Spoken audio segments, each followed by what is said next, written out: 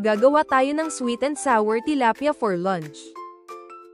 Kailangan muna nating painitan ang mantika sa kawali bago iprito ang tilapia.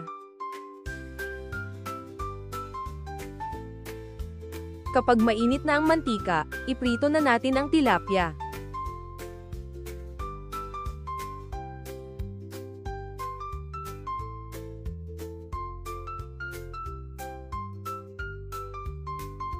Kapag golden brown na ang tilapia, pwede nang kunin.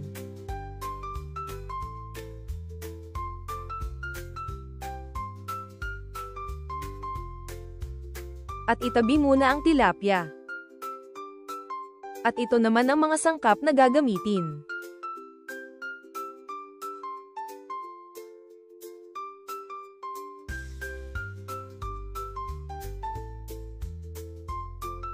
At maggisa tayo ng bawang sa pinagprituhan ng tilapia.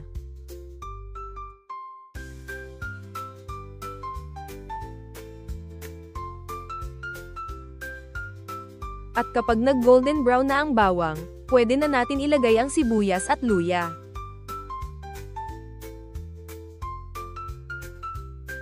At haluin.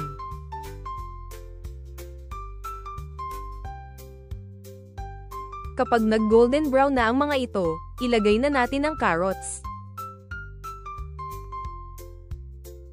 At haluin.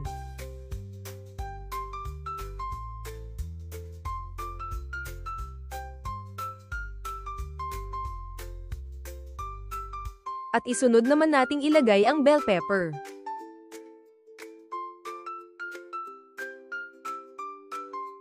At haluin.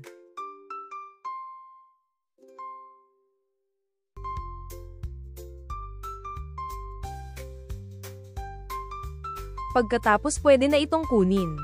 Maglagay ng tubig at pakuluin, kapag kumulo na ito maglagay ng suka. At maglagay ng 3 spoon ng asukal. At maglagay ng tomato sauce.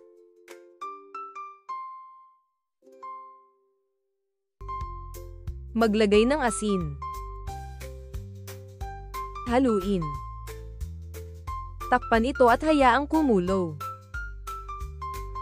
Kapag kumulo na ito maglagay ng seasoning. At haluin. Kapag malapot na ang sauce pwede nang ilagay ang tilapia. At pakuluan ito ng 3 minuto. At pwede nang ilagay ang mga recaudos na ginisa natin kanina. At ito na ang finished product ng sweet and sour tilapia. Salamat sa panonood.